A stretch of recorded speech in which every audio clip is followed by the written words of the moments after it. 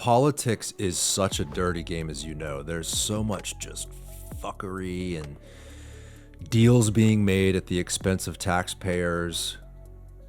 Citizens feel like they're last oftentimes. And this is municipal politics all the way, county level, state level, especially federal level now. I think a lot of people feel like the federal government's kind of turned their back on the average citizen. I think the last election was a vote really against all that. You are now a politician, though. You're a part of that system. Maybe not you personally, but you're in it. How was that for you? What was your thought? Like, fuck, do I really want to go into the creepy layer of politics? Or do I want to really just retire and be fishing and enjoy the rest of my life? So this is actually a fantastic question. It is the root of why, right? The why matters more than anything else in life. I told you how I got to the equation in my mind. You're willing to die in a country that's not yours to protect it. Why would you not do all you could here at home? I'm a dad. I'm a husband. Above all else, I got to be a Green Beret. It doesn't define me. I get to represent our district, our community, our home. It doesn't define me. Being a dad, being a husband, being a good man, that defines me. I carry my family's name, so my sons can do the same thing. Our nation, since its foundation, has been built on that exact thing, leaving things better than you got it. Protecting and preserving the things we love, those truths we hold to be self-evident and true for our children, because our forefathers did it for us. If we don't do that, what are we doing? I'm not going to fail as a dad. I can't sit here and logically believe that I am giving it better than I had it to my son. I'm not going to fail my family. I'm not going to fail my family in the future. And I'm not going to fail our community. We can solve this problem. But I liken it very much to Afghanistan and getting in a gunfight. We would kid up, get in our vehicles, get on horses, get on ATVs, whatever, or just walk out on foot, knowing full well that we had a 97 or 98% troops in contact ratio. You're going to get in a gunfight. It's coming. Somewhere out there, someone's going to try to kill you. But you kid up, you step up, and you move forward. It's the same thing here. I know people are gunning for you. They're gunning for me. That's how life is. But I'm never going to back down. I love my family unequivocally. I love our community. I love our state, and I love this nation. If people like us don't step up and lead, we've already lost. Our nation's already gone. The nation isn't the land. The nation is our people, and we have to lead. And I'm not going to stand on the sideline. So you thought about sitting on that boat for about 1 second before you realized I have to do something. That's right. I have to do something. It wasn't even a choice for you. So, I have two boys, right? They're 13 and 10. We talked about that. Gabriel, man, the kid is freaking brilliant, right? Love him to death.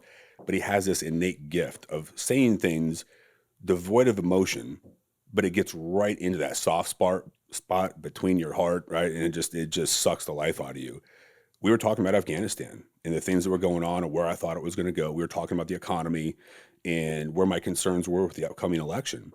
And he said, well, Dad, what are you going to do about it? You're whining. We have a rule, don't whine. I hate whining. Come with a solution or don't come at all. And he called me out, man.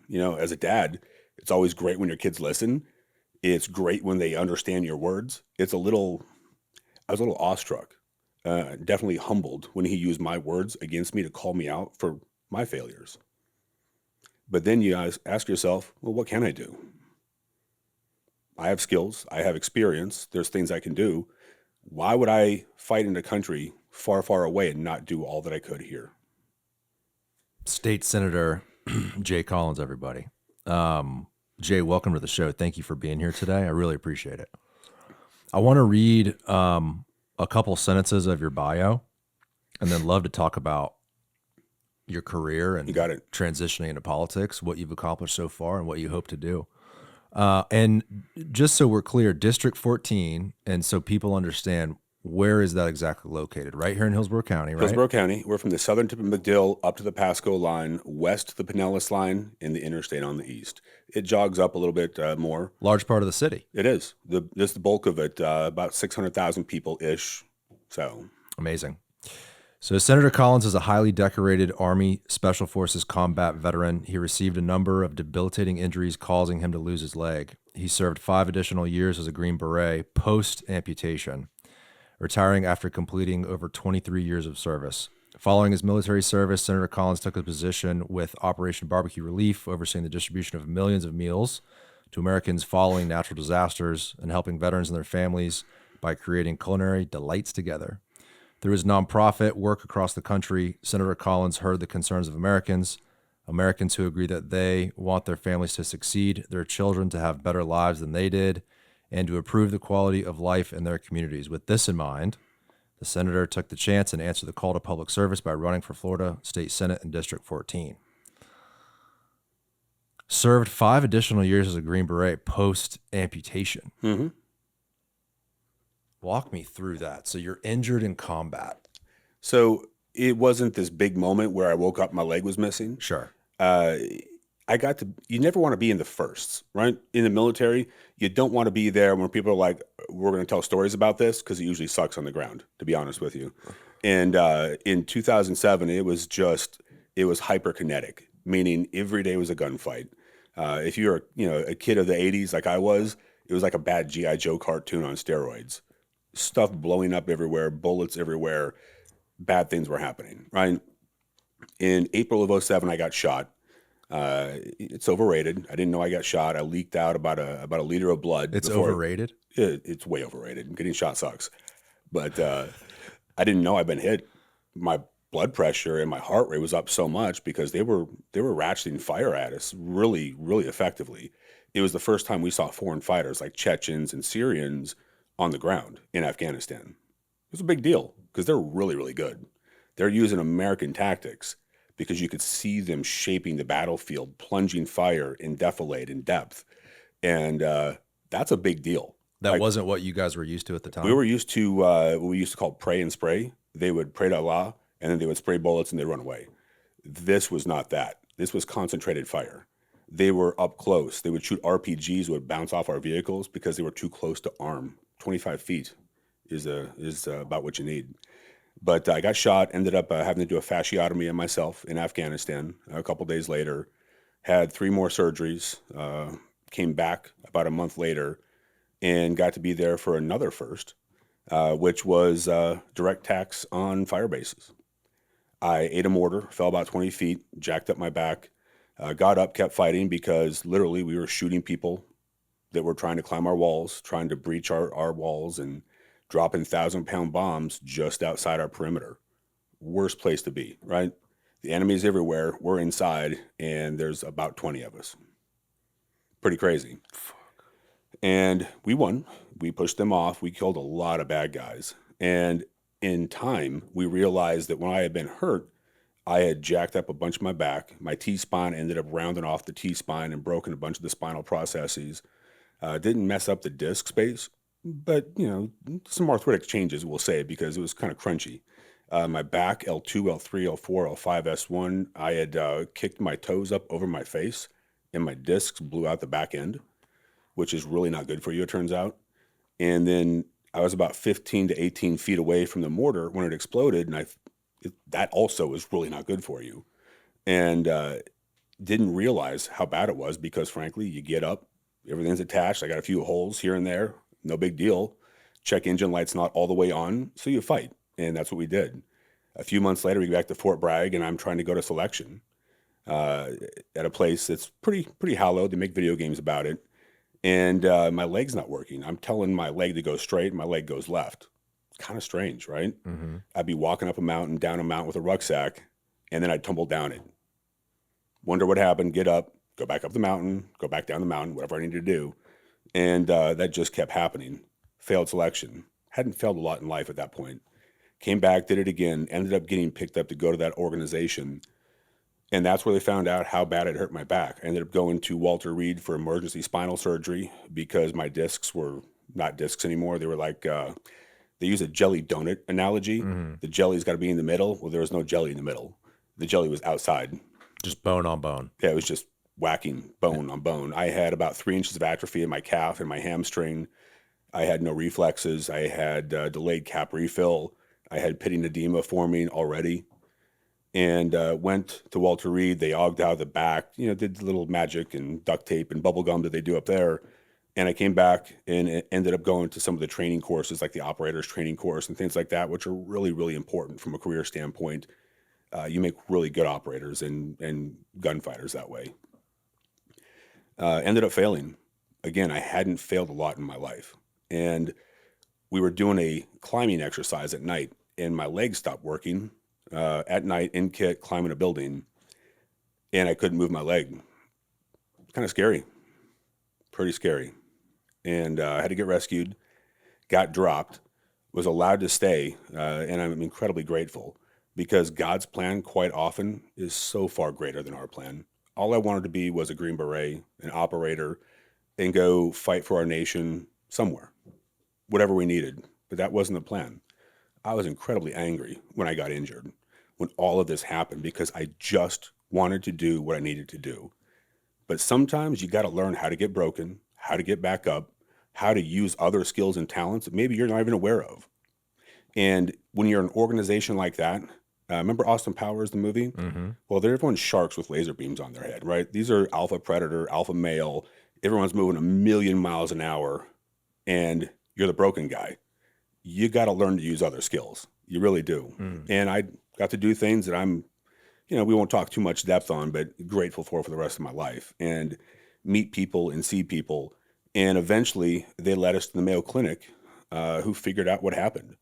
They put the pieces together after 6 years of limb salvage, operating, fast roping, skydiving, deploying. They realized that I had been too close. I had no lymphatic function in my left leg. I had greater than 5 seconds of capillary fill. I had pitting edema about an inch thick.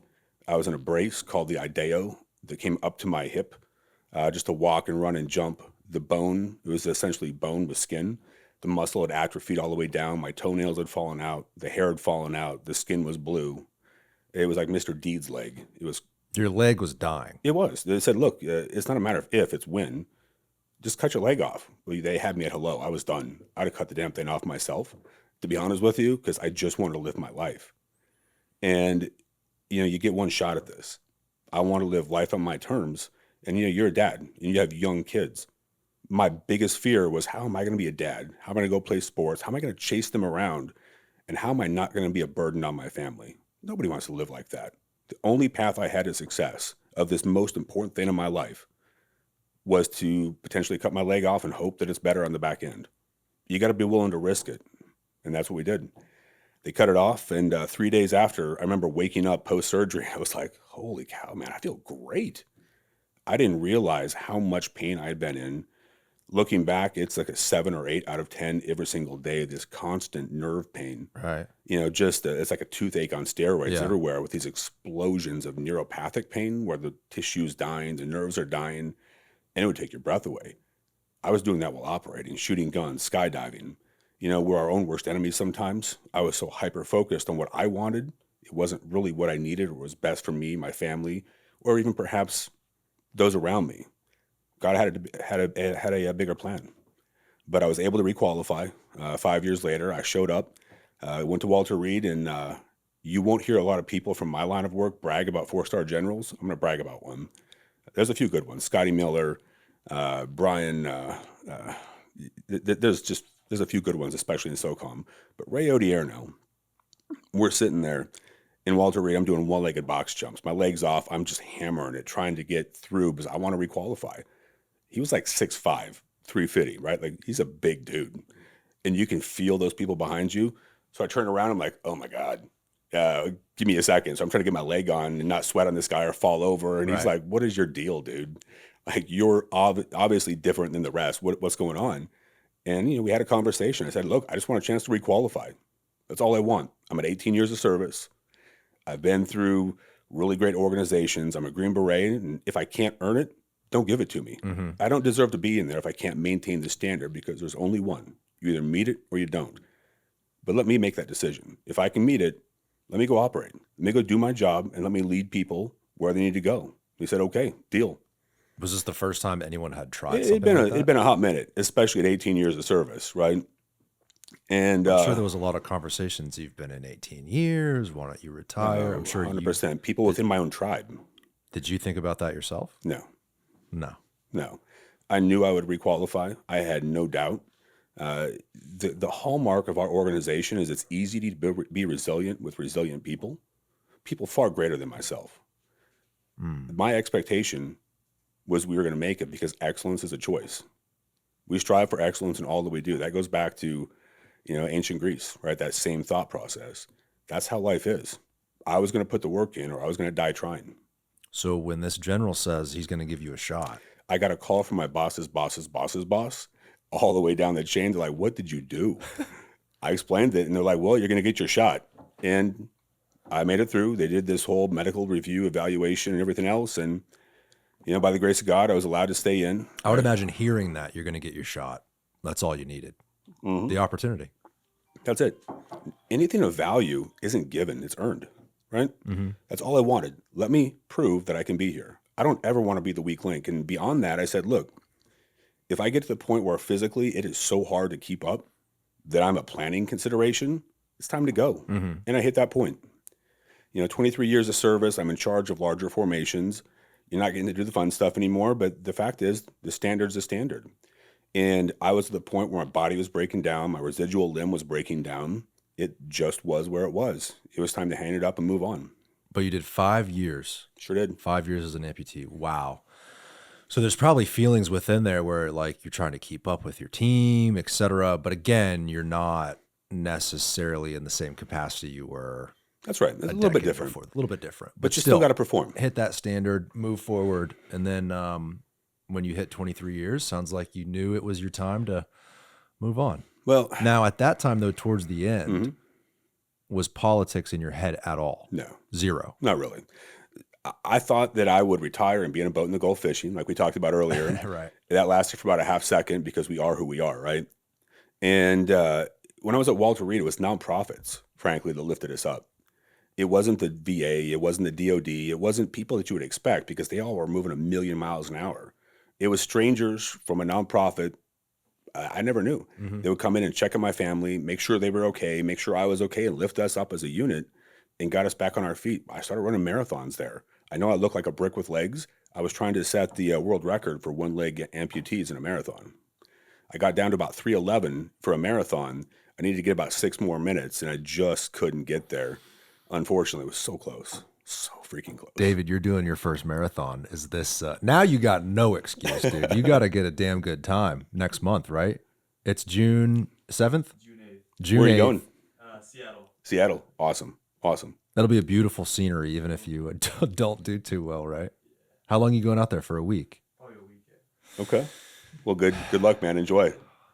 First one. I did my first long race, 15K, the Gasparilla Distance Classic up and down Bayshore. It was awesome. I'm going to do the half next year and take it from there. It's fun. Yeah, maybe good. we'll do it together. Love to. It'll be fun. Holy smokes. You get out. You're never going to just sit around. For sure.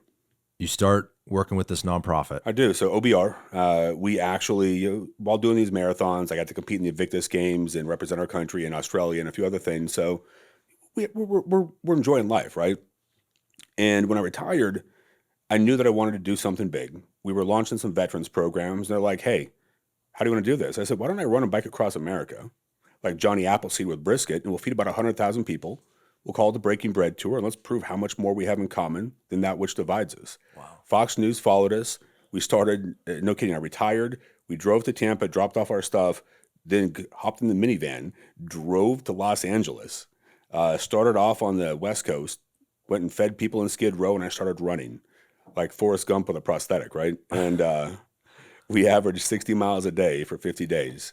I ran some every single day, biked or hand cycled most of it, but on average about 8 to 11 miles a day is what I would run. What year was this? You find it, David? 20. Wow. There you go. Halfway to Tampa. So how far did you 3,000 miles. 3,000 miles? Yeah, it turns out that just because there's a map and roads there, that not all roads actually lead to where they're supposed to be. I would literally go down here on a bicycle and realize the road just stopped. Oops.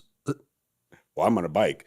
You didn't plan out like the whole route ahead We of time? did. We Sure. did. We had people ahead of us, but sometimes there'd be traffic. You don't want to be on a road that's super busy on a bicycle because people veer towards you. And you don't want to be a one-legged dude on a bicycle because they stare at you. Right. 100%. Like we would make a call and then you're off on your own. We ended up running through like New Mexico and parts of Texas on the interstate. You want to talk about freaky? It was nuts. I almost got hit by a garbage truck on a bike path. Jesus. Yeah, it was nuts, man. Holy smoke. So this was in 2019. Yep, You make it all the way. did. I ran the torch into the stadium for the Warrior Games. Housed right here, competed with Team SOCOM. I think I medaled 12, 13 times. Oddly, in a weird show of what was to come, ran the torch into the stadium and handed the torch to Mayor Jane Castor. Had no idea I was going for politics at this time, or that I would run against her mother-in-law in the future. It was just weird, right? Yeah. And now Jane and I, we have found ways to get beyond politics and make this about people. Mm-hmm. And if you heard this during the storms, it's something I'm incredibly proud of, right? It's not about politics. It's about people. Mm-hmm. It's about our people and making sure they're taken care of. And Jane and I am so grateful for the chance that we had to work together and solve those problems because that's what this should be. Mm-hmm. You're American citizens first. We're members of our community. Let's go take care of them. Especially during something like a hurricane, right. Any sort of natural disaster. It's so nice from the public's perspective to see the government do their job during those times. The comfort we have when you see all Tampa PD fire rescue, the linemen are out there prepared, like the preparedness of it makes me and my wife and my kids, we feel a little bit more confident. That's a good thing. 100%. Let me brag about Governor DeSantis. There is no state in the union. Now, in OBR, our prime mission is we feed people after disasters. After Milton and Helene, we did about 1.5 million meals here in Florida over about 30 days. Wow. Ian, it was 1.3 million. Michael, we did 900,000. Idalia, it was 600,000. We're the biggest per day mass feeder of our kind for hot meals in America. I can do 100,000 meals a day for up to 30 days straight. Holy smokes. It's a lot of brisket, right? A lot of pulled pork, chicken, turkey, things like that. We also put about $1.5 million back into the community because we use local restaurants and local businesses to do last mile delivery. It's amazing what you can get done when you don't care who gets credit. It's a local face on a local problem. That's what winning's about, right? If people want to be a part of that, is there a website they can go to? Go to Operation BBQ Relief, operationbbqrelief.org or obr.org. You can also reach out to me via cell phone, which is 813-576-8068. You won't hear a lot of politicians put their cell phone out there, but that is my phone. It goes right here. Wow. So reach out if you have questions. We welcome it. People from all walks of life. It doesn't matter if you know how to cook or not. We have roles for you. But we'll roll in there with outdoor kitchens the size of 2 or 3 football fields and put meals out in the community in a matter of about 48 hours. We also give back to our veterans and first responders. We have a camp in Lake of the Ozarks where we do 5 to 7 day camps teaching people how to cook and grill while having fun on the lake. But in the end, every community, every country, every culture is tied. It's a human thing that food helps us build bridges, overcome problems, and solve complex problems together. Let us break bread, right? That's it. 12.7 million meals. Mm-hmm. Wow. It's incredible. 42 states, 4391 days deployed. Wow. So it's a primarily a veteran organization, but anyone can help out, donate, be involved. No, it's not a veteran organization. All walks, all life. We do have programs to get back to veterans, but we welcome people from every walk of life. Whether you're a first-time volunteer or you're someone who has been doing this for 50 years, there is a place for you with OBR. So, of course, your military career is full of service. This is service in a different capacity. Is this foundation where you started to think about politics? So this is actually where politics started becoming a thing. It's shocking how many people will track you down like, why are you running across America? Like, what's your deal, man? Of course. And I said, I want to prove this. They're like, are you going to run for politics? Like, you running for office? Have you thought about it? Do you want to do it? I started getting phone calls from recruiters, headhunters, bunches of them. Like, no, I don't want to run for Congress. That's a horrible idea. Yeah. Do you know what I used to do? Like, absolutely not. And it wasn't even a thought process. I legitimately hit a point where I saw no other alternative that I deemed acceptable. If you're going to solve a problem, you want it solved, you better do it yourself. There's a friend of mine, Scott Mann, who lives here in Tampa. I'd encourage you to go check out his stuff. Incredible man, wonderful storyteller.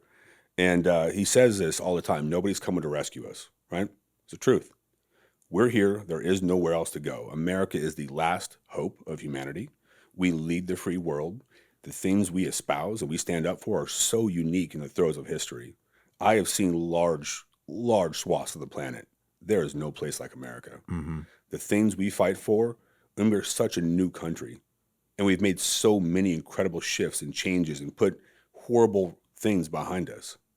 Can we talk for a second about why you believe people in this country don't see it that way? Why has there been a growing amount of people in the last, maybe since like Occupy Wall Street? I don't know. I remember in high school, like 08, 09, that era, it started getting a little bit anti-American. And it seems like what you just said, a lot of young people didn't believe. Why do you think that changed? So we've made it in vogue from a media standpoint to just degrade America. We allowed politics to come into the kitchen table more. Think about this. We are so hyper-connected as a planet. I can talk to someone in the Shuf Mountains of Lebanon right now. Not hard. I can pick up my phone and talk to someone and they're there. I can FaceTime with people on the other side of the planet. We are so connected. Technology is so close that it moves at an incredible pace. Artificial intelligence has been around for a while. We act like it's new. It's not that new. It's been a hot minute, right? There is so much data being put out there and it's so fast and it's changed how we think. People used to question, why did things happen? What are you doing this for? Why are we asking this question? Why are we saying these things? Now they just accept it as truth because they're so bombarded with information. Think back to our kids. Have you seen kids in elementary school right now? The things they're teaching them and the things they learn, there's so much information being pushed down kids' throats that, frankly, they get a de minimis amount of time outside in the sun doing what kids are supposed to do. Developmentally, you need time on your feet, time in the sun playing to build up your bones, to grow a strong supporting structure in your core, to grow into who you're supposed to be. And frankly, it most disproportionately affects young men because you need that time to grow and to become strong and learn how to do those things. And it's frightening. So I think that's part of it. But our education system has changed as well. You know, we've gone from a very classical style of education to teaching things that maybe weren't as important or taking a far, and I'm going to call it out for what it is. I think we've taken a very far left approach to certain parts of education. We've allowed ourselves to think that de minimis, far left elements are the primary focus, and we have to revolve our life around that. The fact is, I don't hate anybody. I don't care what your gender, your religion, your beliefs are. Be a good human being. Yeah. But just because I disagree with you doesn't mean I hate you. I would run into a burning building if I heard anybody's voice. Guaranteed. Would not think about it. Wouldn't blink. I would give up all that I am to rescue someone I don't know. That's the way I was raised. That's the way our country should be. But in the end, it's okay for us to disagree, but we've made it so hard for people to disagree. And if you're on the other side of that, you are shamed and beaten down. And if you say it enough times, people believe it's true because there is no counterpoint. And then you lose that ability to make questions and be curious and solve real problems. And we end up in a position where we degrade America and it becomes the in vogue thing to do. I promise you, if people got a chance to go see the world, not the resorts, not the Hilton Hotel in Bangkok, right? Go see the world. Get out of the airport. Go walk in the mud huts down in the jungle basin. If you go to Mexico, get outside the resorts. Go out into the mountains in Europe. Go into the inner sanctums of the city in London, in St. Petersburg, in Paris, in Madrid. Go see how people live. And then come back to America and ask yourself, do we have it that bad? Are we really that racist? Are we really this bad? Are we sexist? Are we all the things that we've heard about over and over and over? America's an incredible country, driven to do incredible things. Our economy is still just top notch. Why is it that everywhere you go, when people yearn for freedom, when they yearn to be protected from totalitarianism, what's the one thing they wave? It's the American flag. Still. Why are people running to our nation if we're that negative, if we're that bad? We have to make a choice, and this is an active participation thing. I know people will talk about MAGA and Trump, and they have their own views. Sure. But here's what I love about Make America Great Again. It's incredible marketing, right? You got to give him his props, right? But what I love about it is an action thing. Making America great again is a choice every single day. And that's what we should do. I love this country, man. I want my kids to love it as much as I do. And I do what I have to do. So God willing, my kids can do what they want to do someday. That's what we should do. It's all about perspective, right? How do you know how good we have it if you don't know how bad others have it? And I think people that grow up in this country are... This episode is brought to you by the official remodeler of the TBD podcast, Kohler House Remodeling Company.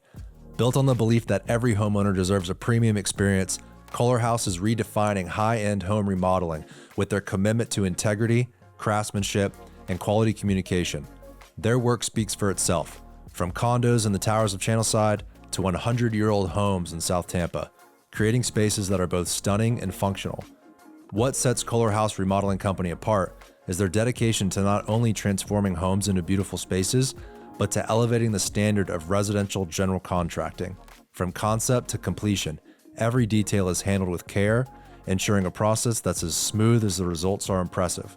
To learn more, check out our partner's website at kohlerhouse.net, KOHLERHAUS.net. This episode is sponsored by Chansey Architecture and Interior Design. Rooted in the heart of Ybor City for over 35 years, Walt Chansey and his team are trailblazers in their field. Beyond their work across the United States and the Bahamas, Chansey has shaped some of the most iconic residential and commercial spaces that serve as gateways to Cigar City, including Casa Marti and Casa Gomez. What sets Chansey Design apart is their ability to preserve the soul and character of historic buildings while seamlessly integrating modern design and functionality. They blend tradition with innovation, creating spaces that honor the past while meeting today's needs. Check out their work at www.chanseydesign.com. I think people that grow up in this country are frankly fat and happy. They are. And they're not exactly sure how good we have it. And so they complain about things that other countries wish they could have, right? Like you mentioned some of the younger students that were a part of the LGBT crowd that talked about how they support Hamas. That's right. What they don't understand is those people would be very violent to them. And then some. And then some. But the reason those students or those younger people might think that way is because they haven't been over there and experienced it. Well, and we protect their right to free speech. But here's a critical thing. You have a right to free speech, but you don't have the right to harm other people with your words. And you don't have the right to say things that have really negative, really horrible meanings. When you want people to destroy Israel, that matters. There are American citizens who have family there every single day. Those things matter. And I'll tell you, my wife's family are Lebanese immigrants. They're Druze, up in the Shuf Mountains of Lebanon. They support Israel, but they're Arabic. I'm not saying that as someone who, I don't dislike one person from the other. I judge people for who they are, right? It's not based on where you come from. I know people I grew up with that, frankly, I would never invite. I know people I served with in the military that, frankly, we just aren't ever going to see eye to eye. And you meet people every single day that just blow you away with who they are, their character, the content of their soul. And take people of who they are, take the time to get to know them, and think analytically to problem solve, and our country would be so much better off. I love what you said about there has to be intention. That's right. Behind any effort. You got to live intentionally. And there's no meaning, right? There's no reason why. I mean, we could lose this thing that we have here. Oh, 100%. If we're not intentional about moving forward. And that's a scary thought because to me, it seemed like we were going down that path for the last 10 years. And I don't agree with a lot of things Trump has said or done. I think he should go about some of his policies in a different way. That's my personal opinion. I think there's bridges to be built. But I also believe we were headed so deep and dark that you might have to cut the head off the snake first and then figure out how to clean house and rearrange certain things. I don't know how all this will shake out. I really don't. But I love your idea of this has to be intentional.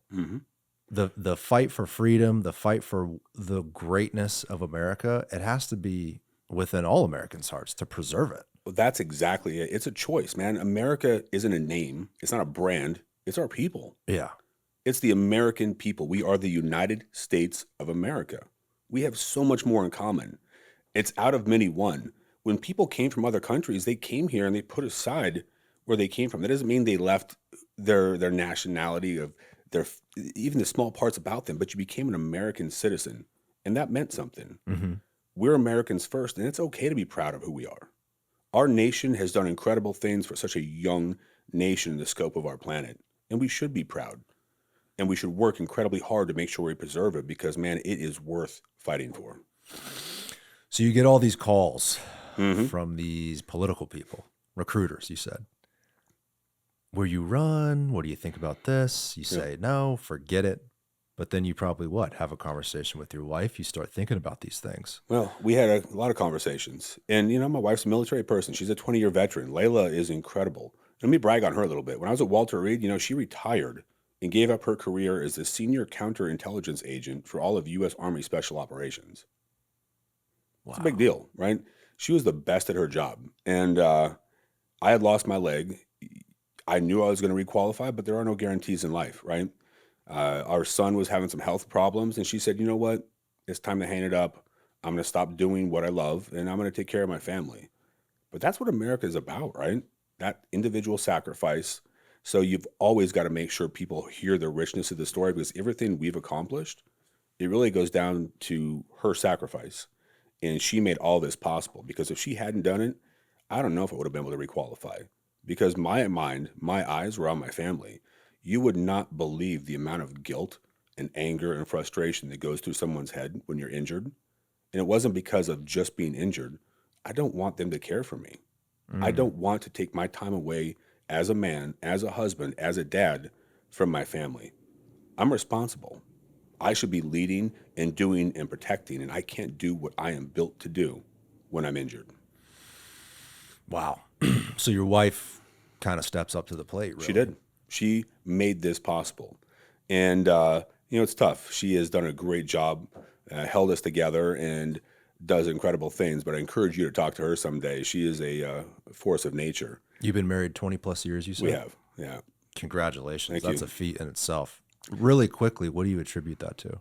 Stick-to-itiveness is a good word. My dad used to use that. So I told you I was adopted by my... Stick-to-itiveness? Yeah. So I was adopted by my grandparents. He was a World War II vet.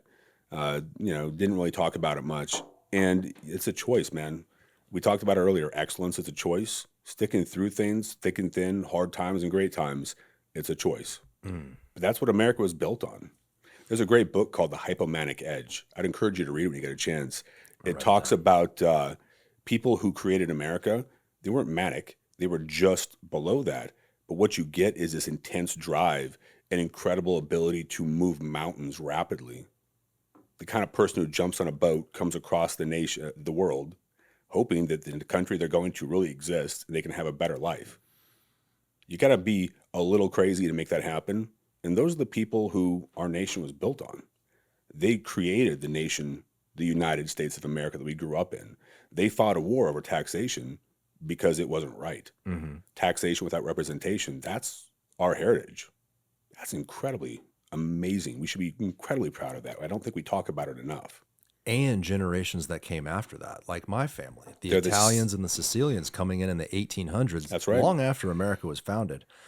Generationally still, people coming on steamboats across the 100%. Atlantic Ocean to enjoy this place. That is our heritage. Yeah. People who were willing to risk it for the biscuit, right? To quote the coach, right?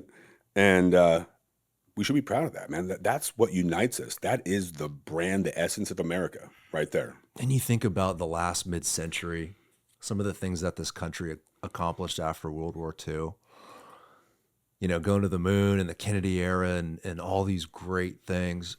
I hope we can get that back for our children one day. We can. It's our choice. We have to make that happen. That's why things like this are so incredibly important. Media is everywhere. Podcasts won the election for Trump. His ability to talk to people and reach out to people on podcasts was incredible. Yeah. The human touch points. This is how we do that. As a Green Beret, we do UW, unconventional warfare. And what that means is it's not all a gunfight, right? It's influence. It's by, with, and through local and organic forces. It's getting people to espouse your values far away. It's the same thing we do here, right? Mm-hmm. You got to force multiply. That's how we do this, man. That's what podcasts are all about. Information is the new currency. It's And always been the like you said, currency. you can FaceTime people from across the globe. Well, now the distance is, there's really no distance, actually. There isn't. You could do a podcast with someone climbing Mount Everest functionally. Literally. Yeah. Mm-hmm. Yeah. And the beautiful thing about that is these great ideas can be shared so quickly to inspire people. That's The right. bad news is bad information can spread quickly too. It does. But I believe the truth always wins. And some of the things that I've seen on the internet, just, I don't know, various degrees of bullshit, I think truth wins in the end. I think people can be fooled. People can be led down dark paths. People can do immoral things because they thought it was the right call. But I also believe in the end, the light will overtake the darkness and the truth wins. And I think the more people talk, in general, just the more dialogue, the more conversations like this, 100%. et cetera, right? That's how goodness wins. You know, Judeo-Christian values, and look, you can't live the life I've lived, growing up in a trailer, being adopted, going through the injuries I've done, and getting to do these incredible things. And I am so grateful for everything I've been through because it made me who I am, and I wouldn't trade a single thing. There is a divine hand that guides us in life, and I'm grateful for each step, even though sometimes I wasn't listening very closely, right? It's truly incredible. And I believe that. If you believe in God and you read the word and you understand the values our nation really was built around, yes, good overcomes evil. But good people have to act. And that's why I challenge people to get involved. You know, that to lead to the question, we keep bouncing back to, yeah, I told people no. And then I got to a point where there was just no other choice. Again, if you're willing to die in a country to defend our nation, why would you not do all that you can here? That and getting called out by my kiddo, man, like, you know, then you act. You cold call members of Congress, you find ways to connect, and you just keep moving forward 1 inch at a time. I had no doubt I was going to be successful because I would have died trying. Wow. It's that simple. If you're going to do something, be willing to commit to everything you have. Everything you have. So you start to say yes. You form people around you that can help you with this. You start calling on other people in politics because you're not a politician. You're not in the game, right? You kind of have to learn how this whole thing works, how to raise money, how to run a campaign, who do you hire, who do you talk to. So you develop that out. Yep. Over the course of we reached out. How quick was this whole thing? A matter of months, Wow. weeks and months. Cold calling. We ended up getting people handed to us as consultants and fundraisers, and you know, you find a couple and they fit perfectly, like an old shoe, right? And then you find some that just are never going to fit, and you got to move on. It's like be quick to hire, quick to fire in business, right? Yep. You got to be a fit. That was probably my biggest mistake early on, is I just wanted to give people time because I didn't trust my intuition and my experiences because I was new to politics. I didn't know this. I wanted to give people a little bit more faith based on their experience. But at a certain point, you got to understand that wrong is wrong, right is right, and the fit matters. And where I've arrived at now in 3 years is things are exactly what we see. There is good, there is wrong, and I'm going to fight for the things I believe in. And often that aligns with one party, but sometimes you'll have to stand alone. And you got to be willing to stand by yourself sometime because you see something that others don't. Patton said this all the time. It's one of the things I loved about George Patton. If everybody's thinking alike, somebody's not thinking. Right? Right. Dude knew how to live life. He was incredible. If you just dig into his memoirs, it's really incredible the way he thought and reasoned. And that is so absolutely true. My experience is completely dissimilar than everybody else in politics. Right. I think I'm the only one-legged retired Green Beret in the political scene, to my knowledge. Now, there could be somebody else. If you hear of somebody, please let me know. And if they're a right leg amputee, even better, because I'm a left. I got shoes to trade. But anyway, Wow. yeah, you make the best of it. Wow. So who do you go up against? Janet Cruz, right? That's right. Who is the mayor's mother-in-law. How long had she been in? Was she first term or was she long? She was going into her second term in the Senate. She had been in the House before that, and she was the odds-on favorite. Odds-on favorite, longtime politician. That's right. You're the new guy, really. I'm in a Democratic seat, or I was then. It was a D+3, bordering on D+4, and we won by 10. Can you pull up the district map? I know you explained it earlier. I know it's in the city. District 14? District 14, Florida State Senate. It should pull right up. Yeah, it will.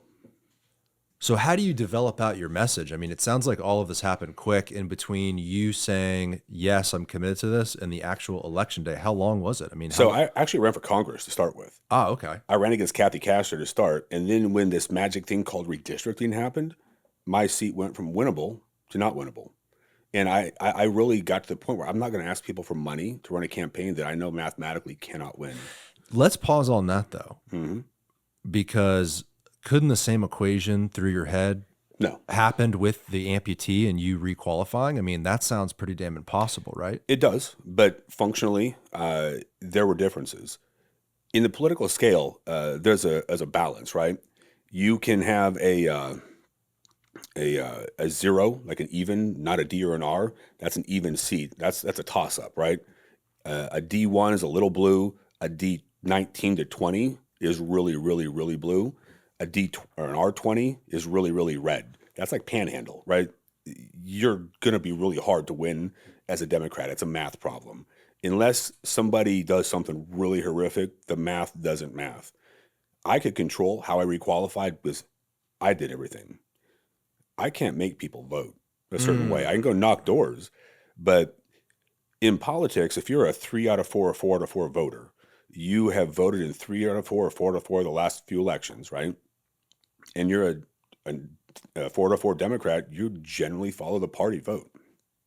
That just is what it is. So there wasn't a naive thought where it's like, I'm a fighter, I can switch this over. It was more so super logic and reason, like, hey, this is just not going to work out. It went from a D7 to a D19 at the time. Wow. Like, you could be Ronald Reagan reincarnated. Sure. You're not going to win. Right.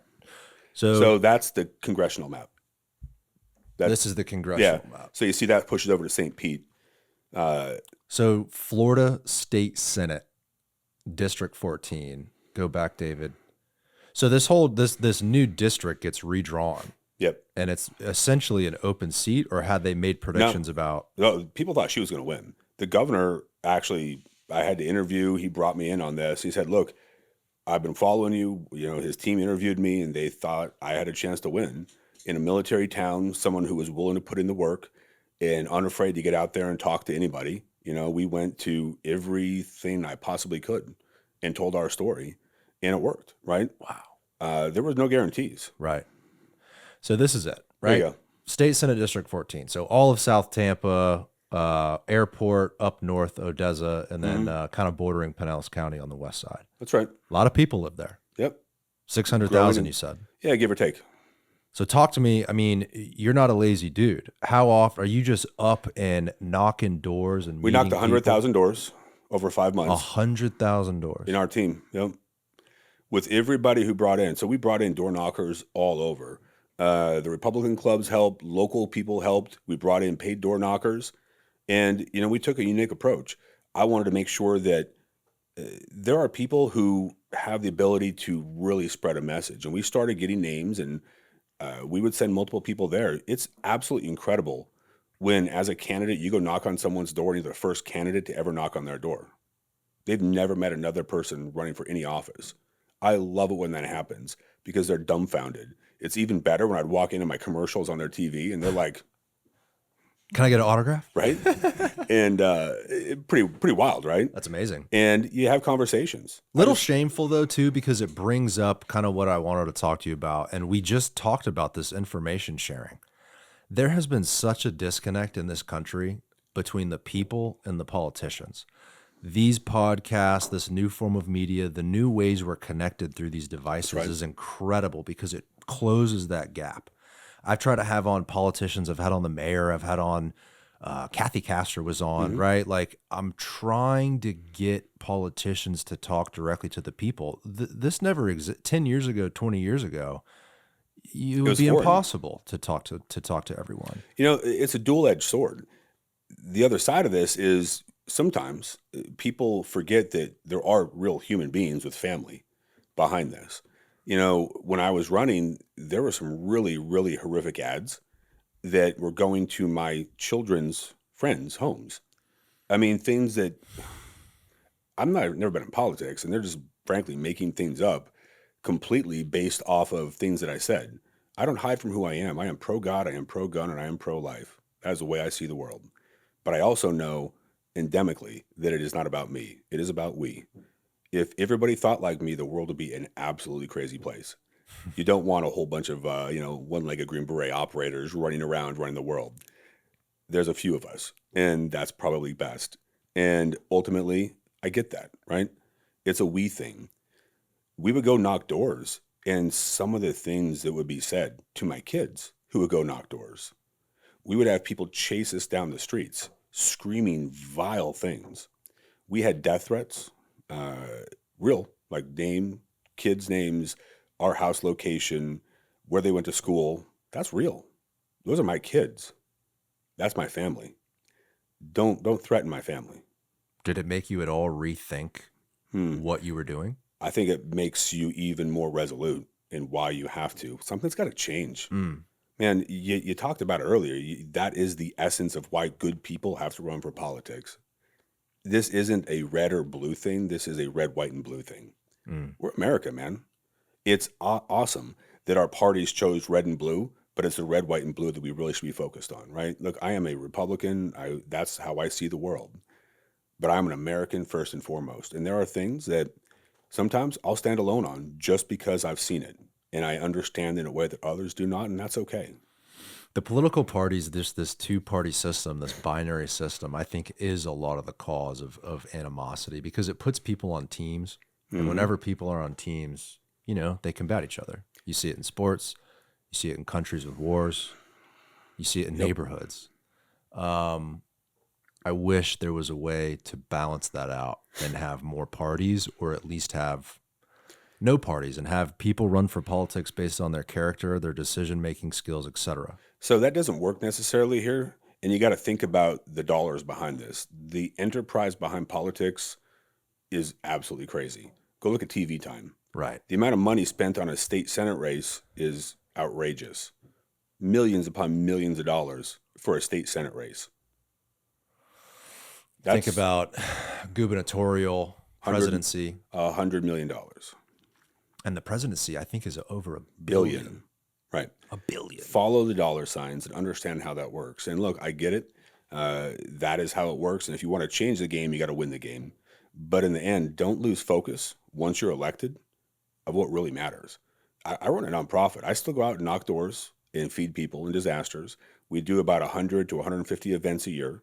We have our camp that runs year round.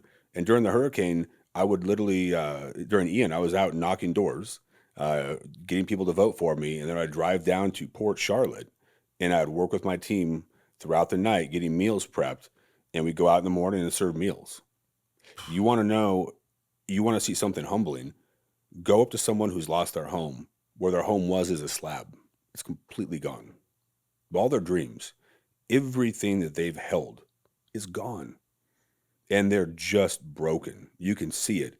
And you walk up to them with a hot barbecue meal, right? Brisket, some veggies, some fruit, and some bread. And you sit down and say, hey, man, I can't do a lot right now to fix this, but I want you to know we care about you. We love you. And here's a hot meal. And you watch the emotion well up inside them, and you just see that people are still the same at their core. If you get beyond all the other crap, a good dude can help a good person and make a difference. Good people plus good people always yield great results. And the last thing you ask is, what's your political affiliation? Don't care. Yeah. We feed everybody. I don't care if you're rich, poor, whatever, man. Disaster doesn't pick denominations. It doesn't pick Republicans or Democrats. It doesn't care how rich you are or how poor you are. It affects everybody. So you're going through the political fire, so to speak, death threats, which is kind of shocking to hear, frankly. Horrible. But you stay strong. You gain momentum. And eventually you win. Mm-hmm. What's it like on election night for you? Well, it was pretty surreal for a guy who really hadn't wrapped my head around politics as a whole. To get through there, I was at an event with the governor and Ashley Moody and all these people, and I've got thousands of people trying to call and text and email, and I've got work to do. There's business. I got to get ready to go to session. I've got to show up and figure out how to do this job, what the requirements are, and I don't even know where to park, to be honest with you. I got to figure out how do you actually mechanically file a bill. You want to talk about humbling? Right. They're like, The hey, job itself. right, like, okay, now how do I do this? And you've got to master that incredibly quick because the last thing you want to do is after winning, show up and not be capable of doing the job. How Don't long is your embarrass. term? It's 4 years. 4-year term, and you win, but there's no rule book of how to do this, right? I mean, how No. the hell do you figure this thing out so quickly? So when I jumped into this race, I had to go meet all of the people in my caucus. So there are 28 Republicans out of the 40 senators, and I had to go meet every single one of them. I talked to people. I was like, hey, where do I park? How do I file a bill? What does this really mean? How do I do this? Be humble enough to ask the stupid question that nobody else will ask, because chances are someone else wants to ask the same thing or wanted to. And yeah, that's how we figured it out. I brought in people I could trust. I didn't bring in political pundits. I brought in, we talked about Sunshine. Absolutely incredible 20-year military career. Worked in the same units we did, knew my wife and I knew I had to have somebody I could trust who had my back to help lock down our district, to make sure that all of our community relations were handled. Her name is perfect. I met her yesterday. She brings this positive light, sunshine, That's literally, to her presence. It's amazing. And It's a choice. You worked with her for multiple decades in the We military. did. That organization is pretty unique. It truly is. What happens to people when they leave there and what they do. But excellence is a choice. Everything about you is put on a wall and graded. Your height, your weight, your EQ, SQ, your shooting, your moving, your communicating. You are graded against everybody in the building, everybody who's ever been there. If you're green, you're amber, you're red. If you're red, you're dead. You can get fired every single day. Everything could be a fireable offense. And if you're green, you're golden. You're doing awesome, but someone's trying to chase you down. And you learn to get better and drive yourself. And again, excellence is a choice. If we as a nation opt for excellence in all we do, or as a state, how much better is this going to be? Now break that down into the cities and the counties and individual businesses. Are we really aiming for excellence in all we do, or are we settling? Right. I'm not settling anymore. So you work with Sunshine. You guys have worked, what? Your families know each other? I mean, you Sure guys do. go deep. We do. Was she the obvious choice for your There was no obvious choice. She was retired. Like, I had to ask her, hey, so I won this election. It's like, yeah, I know, I voted for you. Yay. It's all great. It's like, what do you think? You want to come work? I need someone to run my district office. somebody you can trust? Someone I can trust. But she was an aide for a 4-star, the SOCOM commander, that special organizations commander. She's been all over the planet. And if she can do that, she can do this. What I'll tell you, she is absolutely amazing. Has locked down our district office. We do more constituent services and solve problems for people from all over the state just because we pick up the phones and we care. If you call our office, someone's going to call you back. Someone's going to email you back, and we take your problem serious. I don't care whether you're Republican or Democrat, independent. I don't care if you love me or hate me. If you have a problem, we'll try to solve it, because that is what I'm responsible to do, and we will not fail in the mission ahead of us.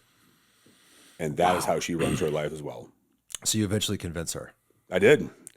And there were times when she was like, this is not the same. I was like, I know, it's crazy. It's all right. That's hilarious. Politics is different. So you guys are talking behind closed doors, like, what are we getting ourselves into type thing, right? Did you have early initiatives, right? Like when you find out you win, rah, rah, rah, congrats, everyone's shaking your hand and calling you, and there's some champagne to pop. But I'm sure in the back of your mind, you're like, okay, what am I going to do now that the people have put me in this seat? What were your thoughts? But even before you took office, right when you know you win, okay, what am I working on? Economy, education, safety, and security in the community. 90% of our people focus on those things. If you hit those, it doesn't matter if you're red, left, green, whatever. Right. Those solve problems. So it wasn't for you. It was not about Republican initiatives. It was just about. Oh, it is. I am conservative as the day is long. But those are issues that many of them are being handled in a conservative way, but they're table issues. Right. They're community issues. Yes, you will run conservative bills. And yes, I approach them from a conservative perspective. But the reality is, look, it's an American issue. It's a community issue. And then even more so than that, is take care of those who take care of us, right? Our law enforcement, our first responders, stand with them, make sure they have the time, the tools, the training necessary to complete their mission, but more importantly, complete their mission and get back home to their families because they're moms and dads too. And they just want to live the American dream. And we owe them that. Most people want the same thing, right? 100%. We want safety, we want security, we want an economic environment for us to do well and provide for our families. We want our kids to get a good education. The road to get there can be different, though. That's right. The road to get there is different. And That's where politics. That's right. But that's where our founding fathers were freaking genius. We're a republic for a reason. A pure democracy is mob rule, complete mob rule. The overwhelming majority has the power, and if you aren't in the overwhelming majority, you lose. You have no voice. Explain that difference real quick. Republic versus So in a pure republic, democracy. in a pure democracy, if you have the plurality of the votes, you win. In a republic, we have our states. Let's go back to the Constitution. Anything not clearly enumerated in the Constitution is a states' right issue. Our founding fathers wanted things to be at the state level for that reason, right? It's a nation of states. That's a pretty incredible thing. And you've seen over time the federal government grow and grow and grow and usurp power from the states. And you see the Trump administration, which I love in this case, rolling that back. So from a republic standpoint, you have the majority and you have the minority. And they're protected from each other. But what's really great about this is they're protected from the government. A government strong enough to take away all of your state's powers and put it in the federal government is powerful enough to take away all of your freedoms and liberties as well. And our founding fathers put in this, the legislative, the judicial, the executive branches. So we had a balance of power in there for that reason. We have the college, electoral college, in there for a reason. So if your state happens to be in the minority, you still have a voice and you can still mathematically win. Go watch the presidential elections. It isn't a landslide. Even in a nation that goes back and forth, it is not a landslide. And if you watch the map, there are red swaths, there are blue swaths in the country, and it's a fight every single year or every 4 years to see where this thing's going to go. That's what they wanted to see because our nation shouldn't balance all one way. It shouldn't just follow one direction. It's many minds, many thoughts coming together to make an American dream. It almost wasn't about order. It was about It's got to be a little discourse. bit of chaos. Discourse is the thing that drives this. Yeah. That's why the legislative process is so vital. If you listen to this, 90% of the bills we do in the Senate and in the House, we all agree on those. It's the 10% we disagree on that everyone writes stories about, right? And they shine a light, we talk about all that, but we really get along on most of those things. And I'll tell you this, the Florida Democrat Party is not the Democratic Party of New York, Maine, or other states. They have their own approach. They are who they are. We don't agree on everything, but I love the fact that a lot of our language, a lot of our bills is bipartisan. That's what it should be. Let me stay on that for 1 second because there's been a ton of rhetoric on each side. The woke this and that, and the MAGA Republicans are this and that. You kind of just said that you don't necessarily view the Democrats of Florida that way. You view them as a tool to get things done. I mean, so there are exceptions to that rule on every side, right? There are people on the edges everywhere where they are where they are, right? There's just a little bit different situation, and that don't care. You be you, you live your life. But a lot of Democrats are soft blue dog Republicans. They're fiscally pretty conservative, frankly. Socially, they're a little bit moderate. I don't disagree with most of the things. Reagan used to say, look, if we agree on 80% of the issues, you're a friend. You're an ally. This Reagan and Tip O'Neill mindset, I think, is where our nation works at its best. And let's actually take a step back and look at this from a physiological standpoint, right? Our body has a pH, right? We have a specific pH that if we get too acidotic, you're prone to infection, other issues. If you get too base or alkaline, your body falls apart. It's really horrific, right? It's an ugly thing. But within that space, there's only a really safe area. I think that as a nation, politically, geopolitically, economically, we have a safe space, and it's fine in that. Would I love to see us have less of this all the way to the left, all the way to the right? Yeah, I sure would. yeah. I think that if we could go from big picture wise where we've been, which is this outside in, yelling from the edges inside, to where we're at now, and this is in both parties, a very populism approach where it's from from the ground to God's ears, essentially. Both Biden and presidents before him would move things and do things based off tweets sometimes, right? We know that happens. They're seeing these things, and you're seeing things move on a national scale based on social media. That's incredible. Think about what we're doing. Right. You're moving the tone of a nation. But I think the outcome of this, and I think everything's cyclic, is going to be an inside out, where you're going to agree on a lot more in the middle. And when we disagree, then it's a discourse, then it's a conversation. I think that's the outcome, cyclically speaking, of where we're at in this populism phase. One of the interesting things about Florida, I noticed when DeSantis was first elected. So DeSantis comes in, he wins, and I think it was 18, right? Gets in office in 19. I was at that governor's luncheon in 19, and he came out immediately and started talking about environmental education and preservation. And the state of Florida purchased, I don't know how many, 10,000 acres to preserve. And the audience was kind of looking around shocked, like, this guy's a Republican, but he's talking so much about conservation. And that conversation has stayed. And there's been these issues with some state park stuff and the golf courses, and maybe we can talk a little bit about that. I know that was recent news, but in Florida, it seems like there's a little bit more of a bridge we all walk on versus some states, environmentalists, those are leftists, right? In Florida, that doesn't seem the case. I also think the same thing is true regarding natural disasters in Florida. Everyone seems like they're on the same page. We're the best in the business in Florida. It's freaking incredible. What you guys built that? I say you guys, the state of Florida, right? Built that bridge in Sanibel. That might have been before your time. That was 17. When was that? In Sanibel, that was Ian. Was that Ian? Sure was. Incredible. Here's a funny story. I was down there I was actually at a press conference not far before that. And my nonprofit, if you look in the pictures, you'll see our truck. We were the first food provider on Sanibel. Across that bridge. Sure were. First truck across that bridge. That's right. Providing meals. To see your state government build a bridge back in a matter of days is that people so said would incredible. Take months. Right.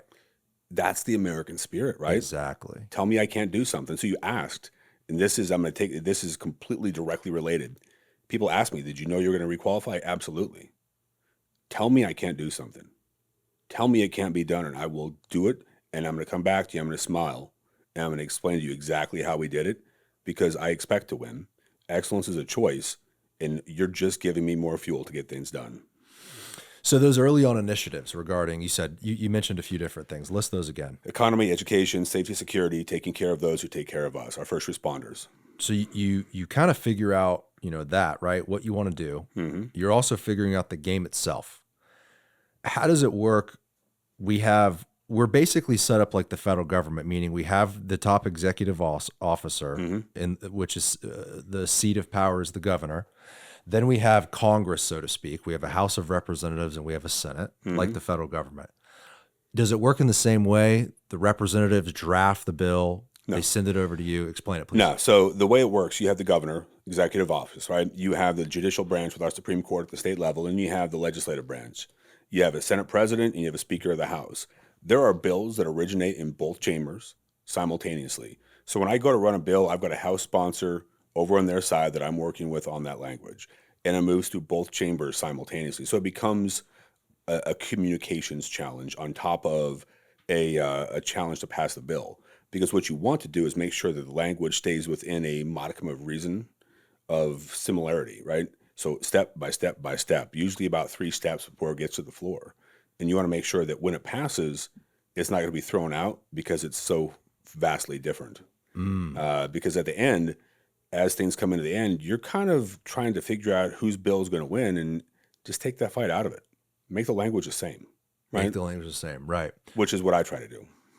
And okay, so some of these things you're working on, right? Like there's some specific things I want to talk to you about. I don't want to keep you here all day, but one thing that we talk about a lot on the show is transportation. Okay. And it seems like there's been a huge priority on, at least here in the city of Tampa, roads in the county. It seems like the city roads have been crappy for a long time, potholes, et cetera. And I know this goes beyond the state. This is local and county issues, but still.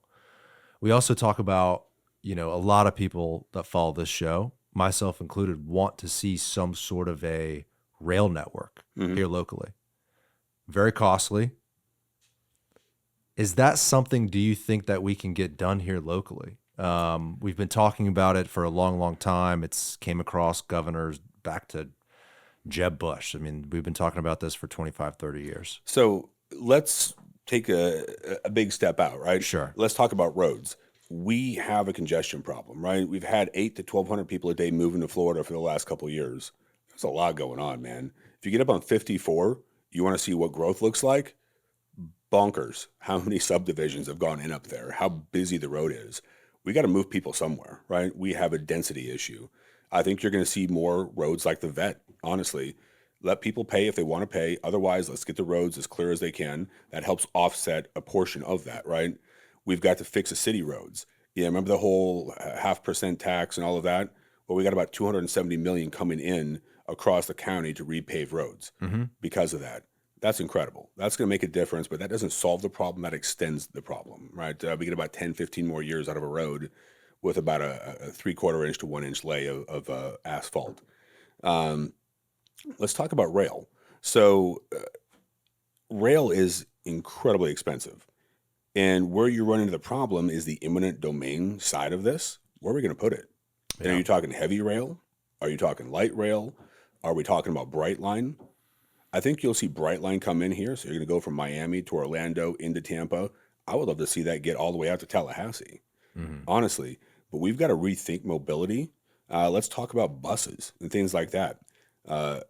Hart isn't a Hillsborough area transportation solution. It's not. It's a city bus, right? Hillsborough is very diverse. You have the East County. It's farms, man. It's strawberry fields. How much are we doing out there? You have up north where I live in Odessa, not a lot of buses getting out there, right? No. Out west, as you get out towards Pinellas County, West Chase. West Chase, correct.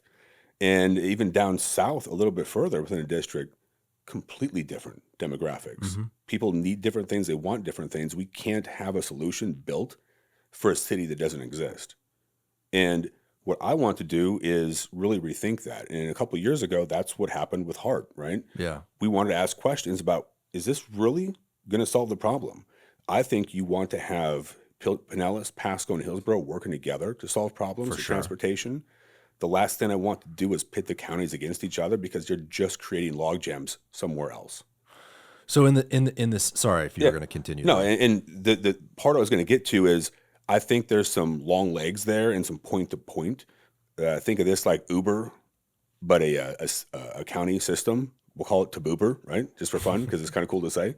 And moving people where they need to go differently. But I think you also got to look out to the future. If we do light rail, you can elevate it like Jacksonville. Right. That's a possibility.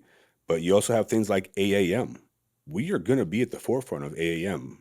It's aerial mobility. That's the thing is like, does that technology, autonomous vehicle and autonomous travel, does that advance enough so quickly that we don't even need to have rail It's at all? happening around the world right now. Right. So meaning We instead of just building passed rail, language this year that will put Florida at the forefront of that will put Tampa at the forefront of Florida. I mean, to me, there's your transportation solution. You start building dedicated lanes for autonomous vehicles around our region, you might not ever have to build rail. Now, I believe it does have a place in the city. And we should talk too about, man, the city, in much of the same way how our founding fathers really wanted to hold the voice of this country at the state level and the local level and have the federal government play a certain role. That's right. I feel like in the city, our voices are not heard as much at the county and the state level. Like from a city perspective, you mentioned all the sprawl and the area where you live has grown incredibly in the East County. I mean,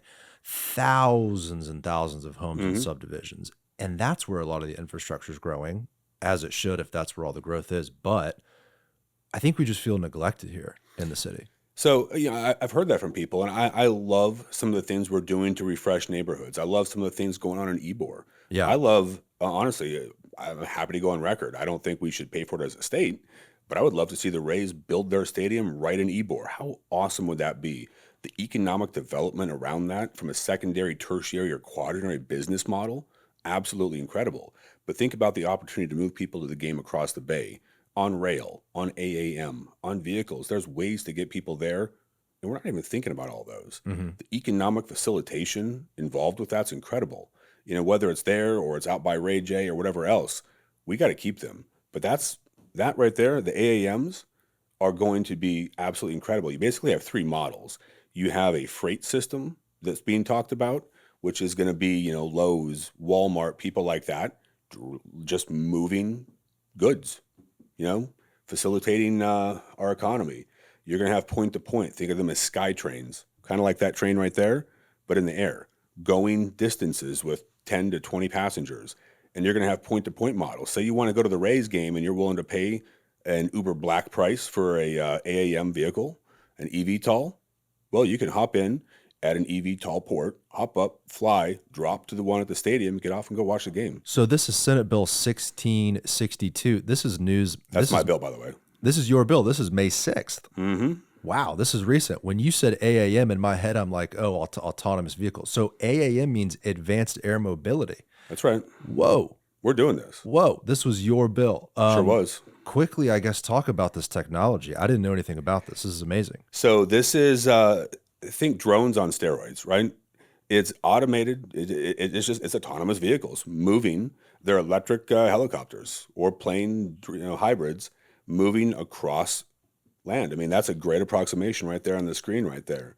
It's a people mover. And the Senate bill defines where you can do this or exactly. So it sets the parameter to invest in, give tax incentive to grow this capability. We want to be the most hyper aggressive, the most welcoming state in the nation for AAM, for eVTOL aircraft. We believe in where this can go.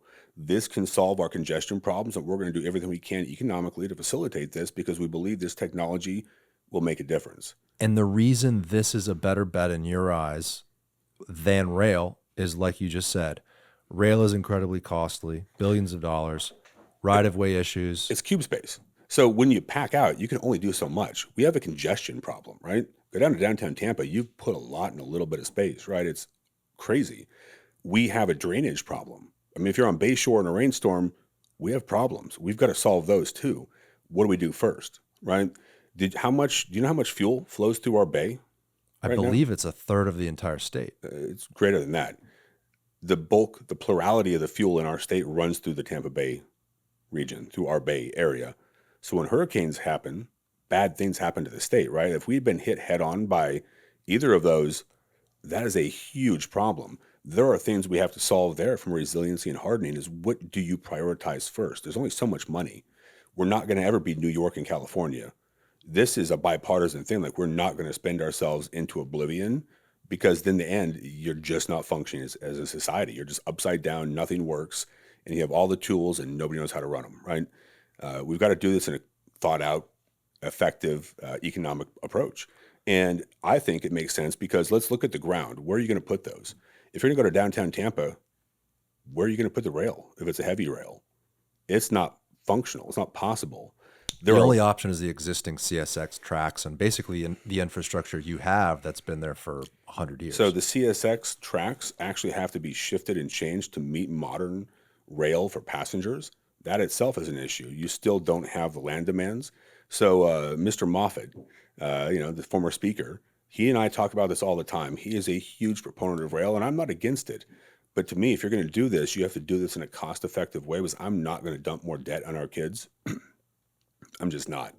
I've had enough of the federal government spending us into oblivion and just making money. We got to do this in a smart way. I believe AAM is the way to do this. I do think that light rail is something you can discuss, but it's got to be purpose-built as part of a larger grid. You're not trying to get everyone to move on rail. You're not trying to get everyone to move on IAM. I'm trying to shift congestion from those areas and free up the roadways for people to move. That piece right there, I think we're totally on the same page. I love the idea of having a diversity of transportation here in Florida. Mm-hmm. If you shove everyone on the roadway, we're going to get what we've gotten in the last 50 years. That's right. And it's going to get worse. The diversity of transportation, if you can get cars off the road, and here's the thing too, you don't have to, you could say, this is the craziest thing I've ever seen. Advanced air mobility, I'm never going to get on that thing. Great. Someone else will, and that's one more car off the road. 100%. Right? So having that diversity of travel gets cars off the road. That's it's making sure that we have an economic model that's affordable for people. Right. And I think what you'll see is different scales. You're going to have exquisite luxury, a Rolls Royce, a pointed eVTOL aircraft, and then you're going to have a Toyota, right? This doesn't sound like a very Republican or conservative type of thing to do. I mean, this is like a progressive, should I say, forward thinking. Well, just because I disagree. Just because we're Republicans doesn't mean we're not trying to solve problems, right? Conserving, I'm conserving our people. I'm conserving our roadways. I'm conserving our state. Most of our economy is based off of what? Tourism, right? Largely, people don't want to come here and get caught in traffic. They want to come here and go enjoy the things that we love as Floridians, and then go home back to New York and wonder why they didn't move to Florida, right? That's what we're doing. Conserving isn't just the old Monopoly guy with a mustache and a top hat, right? Sure. It's different. Conservatives don't all look alike. We all don't think alike. This solves problems. This is a better economic facilitator. And when we do things like this, when we talk about tax incentives, I don't want to give. I expect money to come back, right? I expect them to develop in our community and grow economic opportunities and jobs in depth and breadth for our community. So I ran the commerce package this year. We put $100 million into it, and this moved into the tax package in a little bit lower denomination, but it mandated if we were going to develop new opportunities through this venture capitalist fund, that we were going to get a 4X return. If you were going to get X amount of money in tax rebates over 5 years, you would spend 4X upfront investing in our community. That type of thing makes a difference. We're already winning.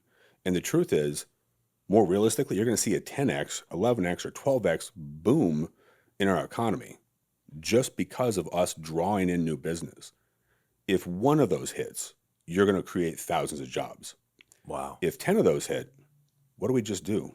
We just change the future. Now let's tie that up with SOCOM and CENTCOM. USF, my bill last year, made that the Cybersecurity Center of Excellence for the state of Florida. Why is that? CENTCOM and SOCOM also work with Cyber Command almost exclusively, doing things to keep us safe on that third rail, right? It's incredible. Why would we not want that here? Job development, opportunity development is going to be tied into all of that. You've got to think strategically as we build this out. The year before that, we did FDVA, Florida Department of Veterans Affairs modernization. We had to change our rules. Now, because of that bill, we're allowed to go recruit veterans and their spouses and bring them here. The next step is to look at our economic model and look at the gaps in our workforce. Do you know who provides the most dental techs in America? It's the DOD. Really? Wow. Everybody's got dentists. You got to keep your chiclets clean, right? You can't Right. deploy if your teeth are broken. So if you go in the military for 4 or 5 years as a dental tech, you get out, you go make real money, there's a magic thing that happens. You're also usually an instructor. So now I can create more at the community college level. I've just added a force multiplier, a facilitator, on top of that, while recruiting someone on a 6-month paid internship called Skill Bridge that the DoD pays for to bring them here to Florida. Why would we not want to do that? 100%. Those are the type of things we're doing right now. I came in with economy, education, safety, and security, but I also came up with a plan of how I can make this happen and lay all this together. We did universal licensure. I don't know if you knew that or not. So have you ever looked at how licensure works? Not exactly. So say you're I have a real estate license, right? So I know that similar. part of it. Say you're a dentist in Nebraska. Sure. You couldn't just go work as a dentist in all 49 other states. You had to read through and reblue your license.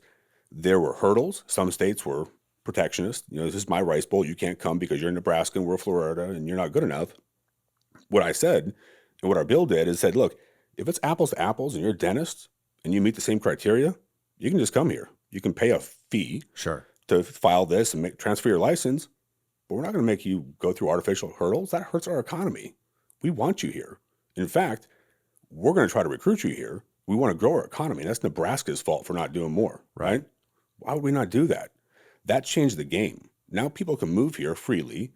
Military members and families, when they retire, their licensure transfers right there. So I'm in the real estate industry. Massive, massive issue with really good, qualified, 30-year veterans of construction trades move here. the GC in Florida is a pain in the ass. I got to restudy. I'm 60 years old. I guess I'll just be unlicensed and work for a different firm. I'd love to see that in So the contracting so we, world. we can talk about that, right? And that actually does pertain to that, but you have to meet our standards of building code. Right. So that is universal. Everybody who has a license falls within that universal licensure plan. Everybody, to include contractors. We worked with ABC, the builders, right, to make sure that that language fit their needs. Because what's interesting is, as someone who's at hurricanes, you can see that our building code works because you'll see an older home on a slabs there, home's gone. You'll see someone who's kind of in between, and our building code hadn't quite evolved, and it's part of a home. And then you come to a modern home built with our current standards, and you're like, oh my God. It's like a damn fortress. It is. It is all there, man. The windows are dirty. The home is fine, and people are living inside. It's shocking. They're really good. There's rhetoric in our area about stopping development in the coastal high hazard area, or at least not intensifying it. I say that I'm not saying you shove a bunch of people in flood zones and stuff like that, and maybe you don't add increased density in areas that are prone to storm surge, but you certainly want to incentivize new development in areas that have these old 70s vintage homes. Florida building codes have been proven resilient with these storms. I mean, it's actually kind of incredible to have the most powerful Category 4 and 5 storms blow through an area, and those buildings are still standing, windows and all. It's incredible. It truly is. And to have multiple storms back to back, rechurning, leftover pieces of other building all through the process, it really is. I think there are things to fix, though, right? How about building code interpretation and permitting? Permitting, my goodness gracious, man. If you go from different corners of a county, it varies. If you go from county to county, it's a wide variation. That's the kind of stuff we need to talk about in the trade business and building business. Those things drive people crazy because they don't make sense. There shouldn't be an interpretation. That's where, I believe our founding fathers wrote the Constitution and they meant what they said. They were not idiots, right? I interpret their words to mean exactly what is there. And I think that's what we need to do. I think permitting is kind of the same way. The language is right there in the state statute. If you're doing a Kentucky windage to interpret this and it makes it a little bit better for you, I think there's some things to talk about in there to make sure that we take care of the people. And I have come 180 on this issue I'm about to bring up. From when I got elected to where I am now. Okay. Preemption. I was a local rule person, period. Local rule. Let them make the choice. And then I realized that there are counties that are not taking care of their people. There are counties that cannot get out of their own way, that won't take care of the people, that will put the needs of the political approach over the needs of the people, or needs of a political ideology over what's actually good for the community. You want to talk about the environment, right? This is something I ran a bill 2 years ago, and the left attacked me a little bit on it, and I'm incredibly proud of it. I believe in fighting for our environment. I will go out there and pull the algae out of the ocean and save animals and do all the things we need to do because that has a actual functional effect. It solves problems.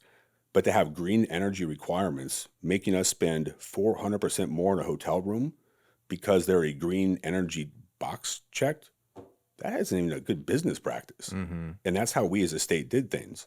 There was no concrete evidence that it did anything good for the environment, but it did make good talking points.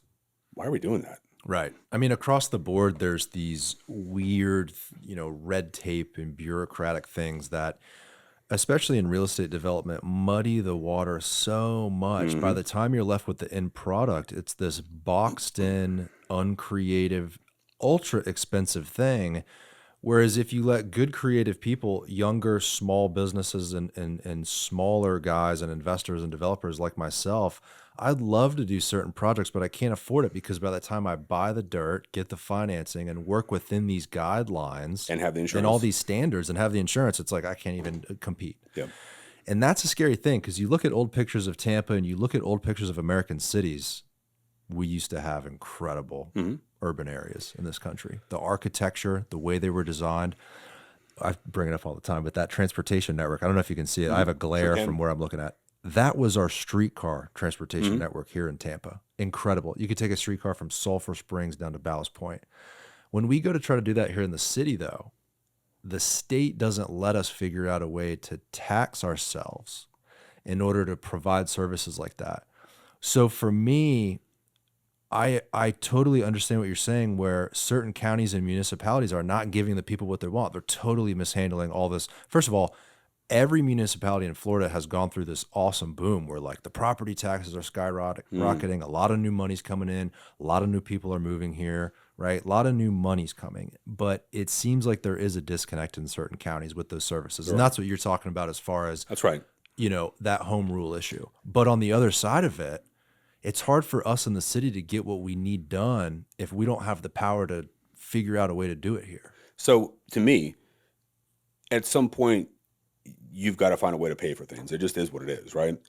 My problem is that, are we really being efficient with the money we have? Are we really spending things on the things that matter? Or are we not? I think if you dig into it, there are questions that many people have had at city, county, and even at the state in the past, right? I want more from our government. I want to know transparently where our money is, why we're taking it, and if I'm going to give you more of my hard-earned dollars, my blood, my sweat, my tears, that is my money. You're taking my money. That is not the government's money. That's the people's money. Then it damn well better be worth it. Mm-hmm. And frankly, people don't have faith that that's happening because we fail to be transparent. We hide things. We twist it. We find ways to buffer it and tell the story in just enough ways that it's beneficial to our talking points. Right is right, wrong is wrong, do the right thing. Mm-hmm. That's what matters. And if you want those kind of things to happen, I honestly think public-private partnerships are the way to solve this. I think a hybridization of government working with businesses is how you do that. That's how it was originally created, That's right? where the magic happens. The Tika streetcar was a private enterprise 100%. that offered that service Brother, to the city. that's why Brightline's great, man. It's a private enterprise. They're going to use the roads in a public-private partnership on the interstate to come long distances in between. So to be clear on that, it is rail, but because it's private, you're in support of this. I support Brightline. Yeah. Now, I don't think that we should be dumping money into it as a state. Can we talk tax incentives? Sure. But I want to see investment. Yeah. If I'm going to give you something to build, then I want to know how you're going to impact my community. If we're going to build something in downtown Tampa, you better provide value to the people in that area. Don't take advantage of our people. My job is to protect our folks, to make sure that opportunities exist for our people, and that as we write laws, we're looking out for our district, our home, and our state. And then consequently, we have the opportunity in Florida to lead across the nation. I don't know if you saw, we ran a bill in veterans benefits that is now being pushed up at the federal level because right now, as you transition from the military, there are almost 1 million veterans who have been waiting for their benefits for over 135 days as we speak.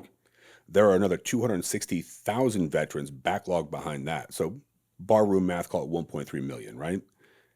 That's the ones we know about. How do we let that happen? How could there be so many? Oh, here's the part that's going to kill you. 200,000 veterans get out per year on average. 200,000 additional 200,000 per year to take care of. So every single year. So how did that backlog happen? Right. Pretty scary, huh? Staffing issue? I mean, what's the VA priority issue? The government isn't the solution to the problem. Often the government thinks they are, and they create a problem in trying to solve a problem to create a third problem. You don't solve a problem by spending it away. You don't solve a problem by adding more bureaucracy. You solve a problem by fixing the freaking issue, right? Mm-hmm. They want tools. So what we said is, look, if you're a for-profit company and you want to help people transition and they choose to pay you to do that, fine. Here's the rules. We're going to hold you accountable. If you take advantage of a veteran, you try to rob them, you do things that are wrong, you're using call centers abroad to harass them, we're going to hold you accountable. We're going to let the Attorney General find you and prosecute you. But if you do good business and you can help them get their money that they're due, abso-freaking-lutely, we'll let you do that. That has been a point of contention for 10, 15 years. So what I submit is strip this thing down to the bone, break the VA into pieces, block budget the money from the feds to the state, and let's transition our hospitals, the ones that we can't keep up with. It's an economic maelstrom. We don't have the best care, and Tampa is an exception. James A. Haley is really, really good at what they do. That's not the norm. There are wonderful people, but it's a bureaucratic nightmare in the VA. I think those should be wraparound care, working public-private partnerships, the land and the hospitals owned, and let's solve the veteran homelessness problem, but don't let the government run it, man. Let nonprofits, for-profits work together to actually fix the problem. And when the government does make a partnership with a private enterprise, have that high standard, like you mentioned about Brightline. 100%. Hey, if you're going to come into this community, that's exactly it. Here's the standard. We're going to hold you accountable. The same thing needs to happen with these real estate development projects at the city level. I mean, I know I keep bringing it back to the city level just because like that's the show. Sure. And that's what we talk about here. But when the city owns real estate, when the city owns this real property, they partner with a developer to come in. They don't. It doesn't seem like there's this standard. It seems like there's these boxes to check. And if the developer checks the boxes, they get the incentives and they get the deal done. But the viability of the experience of some of these projects is just flat and boring. I mean, the one that they did downtown here, Encore, I mean, they had the recession to deal with, but that thing took like 15 years to get cranking. Mm-hmm. This West River deal over here, they built the freaking Publix with their back against Main Street. Why do that? I don't know. So I love that idea where it's like, hey, when you create these partnerships between government and the private sector, have an ultra high standard. And if that private organization doesn't want to meet that standard, there's a ton of other businesses Absolutely. that can come in and solve the issue.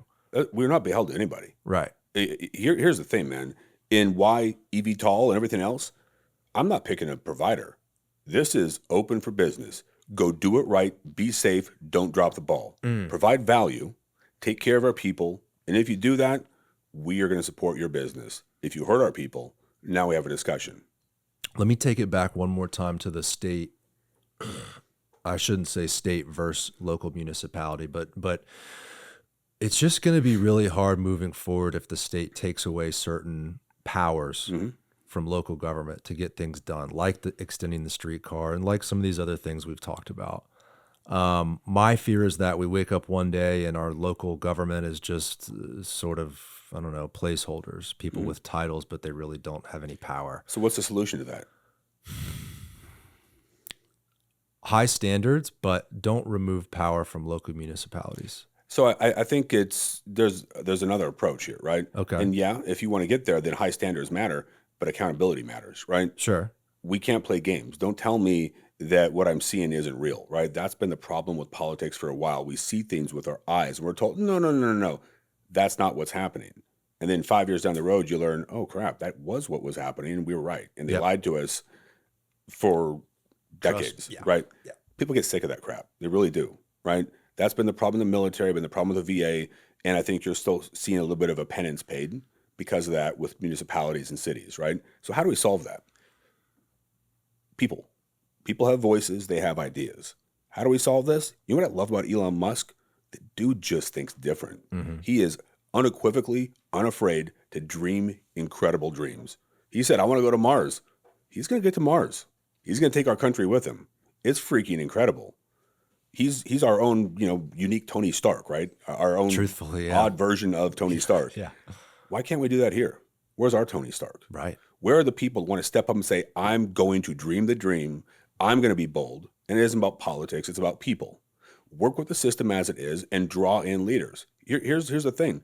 You want to do this? Let's talk about it. Let's bring in thought leaders from the city, from the county, from the state, and let's solve problems for Tampa. I would love to do that. Let's build a forum, talk about it, and do that.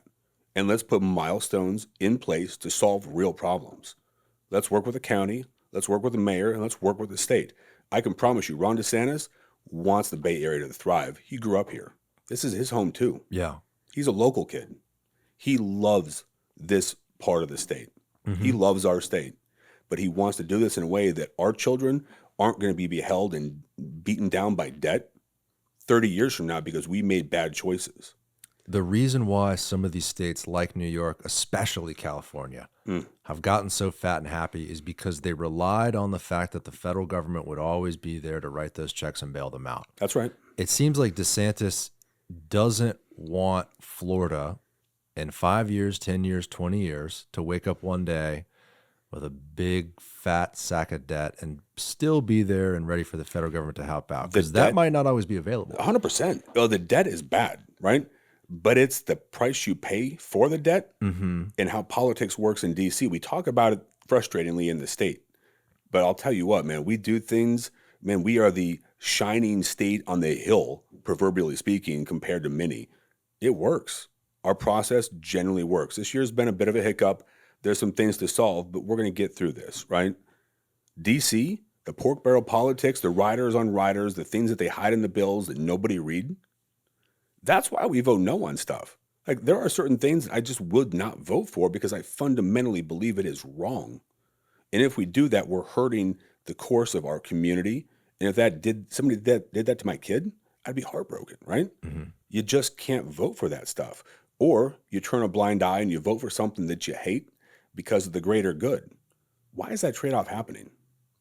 That's where the standards come in. Here, we need dreamers. And I don't mean this in the way the Democrats taking that word, and I hate it. We need to dream the big dreams. We need to dream things and be audacious as a city. I want this city to be the mecca of business, of public-private partnership, and I want to see USF become America's hometown university for military, right? Everywhere they go, USF should be there. I want to see that picture painted. I want to see continued growth in cyber, in development, in communication. We should be at the forefront of all manners, all facets. It's the same thing with UT, right? Yep. Why are we not dreaming those dreams? Where is the communication amongst your leaders? We can do it in disaster. Why aren't we doing it now? Let's have those conversations. There's a lot of BS right now in city government. I don't know if you pay attention at the local level. I do. You do. So there's issues with council versus administration. It's very... Well, let's throw out a challenge. Sure. Here we go. City council, county commission, mayor. Let's talk. Let's dream the dream. Let's solve problems for our community right here, right now, that put us in a position to be the city in Florida, in the greatest state in the union in 20 years. How do we do that? Let's have those conversations. Can I ask you, if we don't have to be specific, but local elected officials here in the city, have they had deep communication with you? Jay, how do we do this, man? Let's get it done. You know, we work together more than I ever would have thought. Because here's the deal, man. I don't care. I'll go into the lion's den and have conversations. I am completely comfortable being uncomfortable. I'm a one-legged dude in the city of pirates. It's great. There's the tagline, David, right there. That's perfect. That's amazing. So you do see outreach. You do see. We do. But now you want to do this? If this is stuff that people believe, that our city believes, that our county believes, well, then let's put the proof where it's at, man. Let's put our money where our mouth is, and let's go get things done. Let's have that conversation. If there are people, when they watch this podcast, that want to talk about that, then reach out. You got my number. It's 813-576-8068. Call, text, whatever. We'll figure it out. You're the real deal, man. You giving out your cell phone like that. That's a rarity. So I try really hard not to be a legislator or a politician. I'm a leader. People need leaders. I don't care, man. It is not politics. I'm a conservative. That's how I function. My party is Republican, but I'm an American first and foremost. I bled for the red, white, and blue. I live for the red, white, and blue. Florida is where we get to grow up for my kids. It's where I'm going to grow old. And this is where our home is. If we're not willing to fight for our home and make it better than what we got, you got to question what we're doing. 100%. One last thing, and then I'll let you run. Yesterday, we were at that press conference, and DeSantis was talking about property taxes, giving relief to individuals who have homesteaded property here in Florida.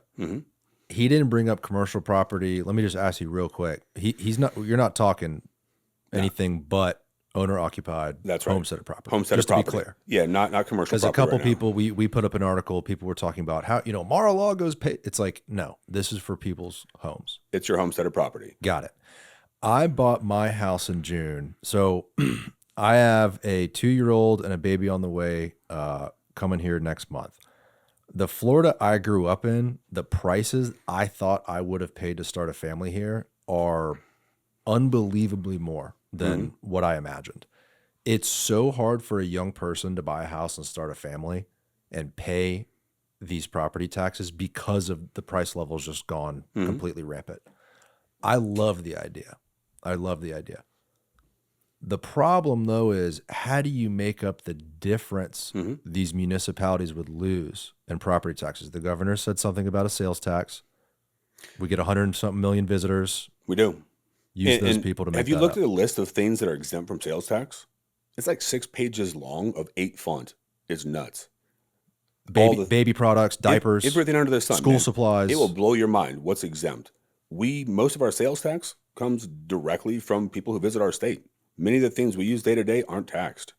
It's pretty wild. So how do we offset this? Do I think that we can shut this? We're going to hit the magic switch, pull it down, and Sure. there's no property tax. Yeah. I don't think that's a good idea. Would love to do it. It briefs well, and you've heard the governor say the same thing. We're going to have to stop, think, measure twice, maybe thrice, and then cut, right? How do we do it? You got to have a study, right? We're going to go out, we're going to figure out what the math looks like. One thing I learned, right, whether it's having 5 toes versus 10, good guys versus bad guys, or macro or microeconomics, math always wins. Do the math. Show me the math. Work with the economists, work with the prognosticators and the long-term economic modeling people, and let's look at the math. What are we getting into? It won't be perfect, but you got to have that measure, right? So that was one of the bills that ran through the Senate this year. There's my buddy John Martin. Blaze and Golia wanted to raise the homestead exemption, right? Raise that up because, to his point, it really doesn't work the way people think it works. Raise that to a flat number, so proportionally you've caught back up to the way it was intended when the bill was written, because we're at a minuscule percentage compared to the home value Minuscule. than where it was when that came about. But what people aren't talking about is the bill I ran. How does a lot of this get out of control? It's millage. You have to stop the addiction to millage increase and spending increase and limit some of the cities, and it's not all of them, or some of the counties that just keep dialing this thing up. Be respectful of the people's time and their money and how they work. And you and I talked about this just a second ago, right? You want local rule. I want trust. I want leaders that have faith. So if you're going to request this, you can have growth in millage, but let's put a cap on it. Let's say here you are, and as inflation increases, you're going to have an automatic narrowing of the amount of property taxes coming through based on value. You're going to narrow that. And you're going to be able to make cuts with this whole Doge approach because, believe me, even in a state that's run as well as Florida, there are things that can be fixed and tightened up. Always. 100%. But I'll go on record saying this. We cannot cut funding for our law enforcement, for our education. We will not cut those things that matter on our roads. I'm the transportation chair. That's what I wanted to do. Transportation is the number one facilitator moving forward for our home. If we don't get transportation right, we are failing our children. We got to figure it 100%. out. It's the fabric of our society. It is. It's the basis of our economic engine. How do goods and services move around the state? That's right. Transportation. I mean, it really is paramount. It also links to housing affordability. I Mhm. mean, truthfully, transportation is the very foundation of human nature. That's I mean, right. how people move about, there's really nothing that's more paramount than that. It is everything, right? Overwhelmingly, people live in Pinellas, work in Hillsborough, live in yeah. Pasco, live in Pinellas, have family in the other counties, right? That's how our area works. That's why we have to solve this all together. That's why we're looking at Hart and taking a tri-county approach here. I think we have to. And you've said today you recognize it's not just about the car.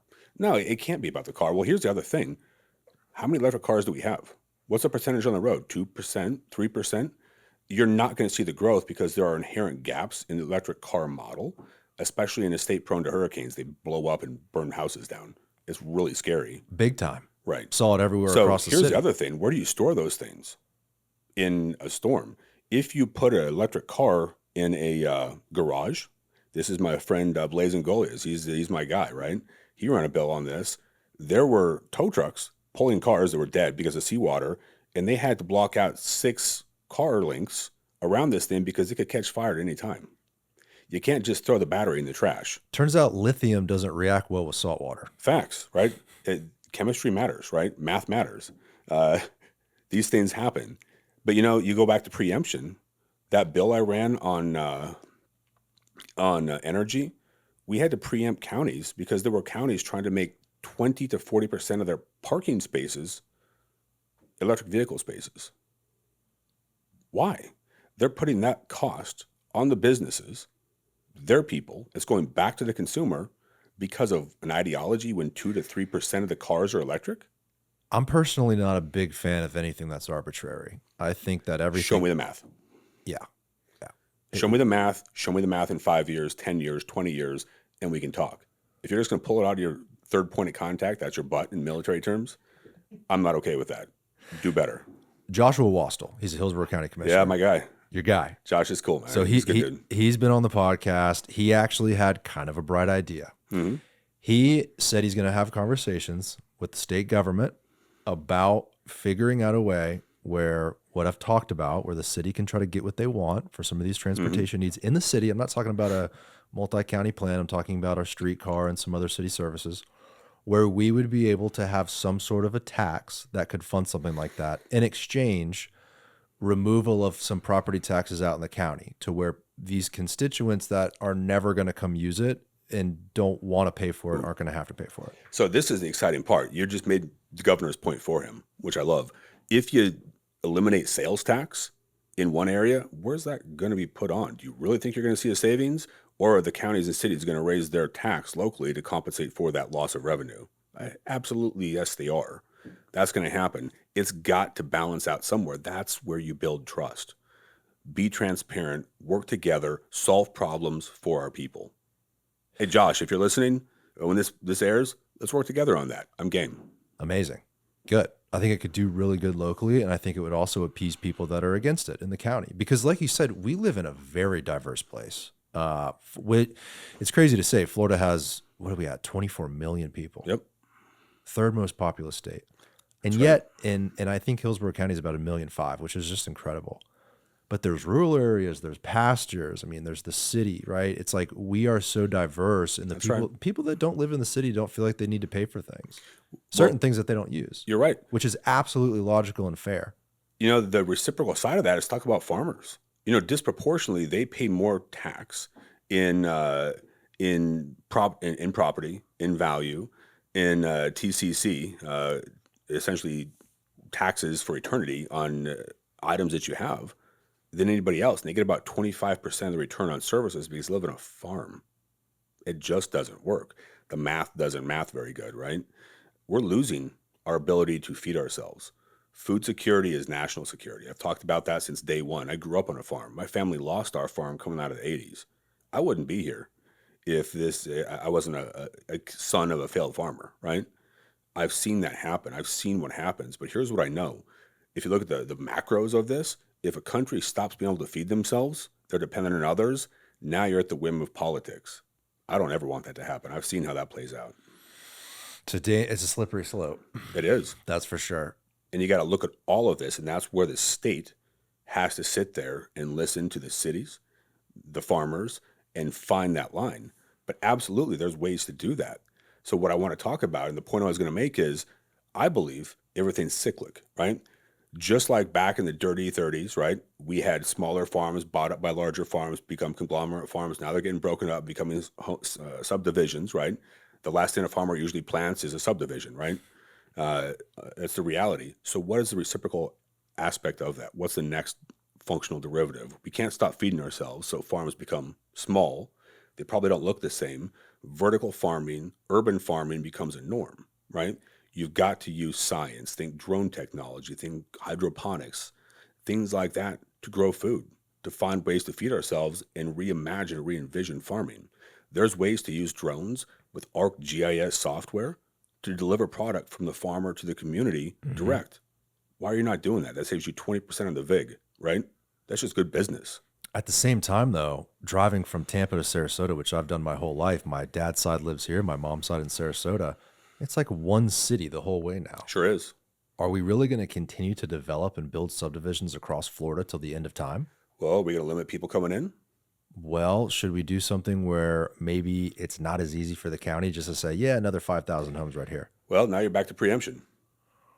There's that slope again, right? Yeah. You know, there was a bill this year, it changed names multiple times, that I actually had to stand against because of the reciprocal effect of where it was going to go. Is meant to allow farmers, when their land is isolated in a little sliver, right? Like This is residential, this is residential, this is residential, and you've got this. But the problem is, if it works there, it's going to work on the next model, which is this little sliver here and all these other ones that are surrounded on three sides by development. It would have had a reciprocal effect where you would have been able to sell those parcel after parcel after parcel, and you're ripping out more farmland, right? That changes the model. People should be able to sell their property how they want, when they want, but we've also got to keep farms. We've got to feed ourselves. We have to solve these complex problems. And the secondary aspect of that was it was really going to hurt our communities. Absolutely. Environmentally, from 100%. From a food perspective, but also when you shove in these homes everywhere and all these subdivisions, you're only increasing the problems we've talked about today. That's right. Traffic, etc. Now let's go back to, remember my theory, right? Of outside in, populism, eventually you get inside out. You've seen blurring of what I would call textbook political lines, right? I ran a bill banning cultivated meat. I never thought I would ban anything like that, right? But the truth is, it's really scary. It's like the Matrix in what they're doing to create some of this product. Cultivated meat. What does that mean? You're using stem cells and fetal bovine serum to take cells, grow product, and it's just like it sounds. You're taking fetal bovine serum out of a fetus or out of a cow, a mother cow, right? And you're using that to grow cells to eat, and you're growing that. It takes about 30 to 50 cattle to grow one run of that meat. It's inherently expensive, but you're using acids and bases and hormones as you create that. I don't want that tested on my kids. Abso-freaking-lutely not. Whose idea was that? Yeah, there's a lot of people doing that right now. Really? Yeah. There you go. Good God. Yeah, some of this shit scares me. Wow. Well, the next order of that is then you can hybridize animal protein with plant. You can create broccoli with pork cells. I mean, it's cool, but it's also, well, it's a little dystopian. I mean, I don't. 100%. Where's the moral line on this, right? So these are the things that we as a nation, as our ability to create and solve problems grows. We've also got to think, is this right? Who are we as a people? Where is our moral compass? That's what we got to focus on. But let's go back to the very first point you asked, right? How do we make sure that people don't hate America? And we go back to it. Let's talk about that. Let's talk about the things we do right and talk less about the things we do wrong. And let's just agree that we can agree on more things than we disagree on. We need more reasonable people like you in office. I really appreciate you being here today. We need leaders, not politicians. People that can have a dialogue and have a disagreement. That's right. Like on some stuff we've talked about today, right? 100%, man. No big deal. Yeah. Let's get to a solution. I would go shoot guns, go play golf, and grab a beer with you any day, right? We don't have to agree on everything. That's too easy, right? Well, listen, thanks again. This was awesome. I really appreciate it. Brother. I look forward to staying in touch with you. Likewise. And tell Wassel I said hello. He was on the show for a couple hours. He was a really interesting episode because him and I disagree on certain things, but we found so much common ground in relating to this like millage thing and some of the county stuff he's working on. I'm excited to watch him and you work on initiatives that help our city and help this community. Well, it takes the community. Get involved. You got my number. Reach out. I'll give you a call. All right. Senator Collins, thank you again. I appreciate it. All righty. Bye, everybody.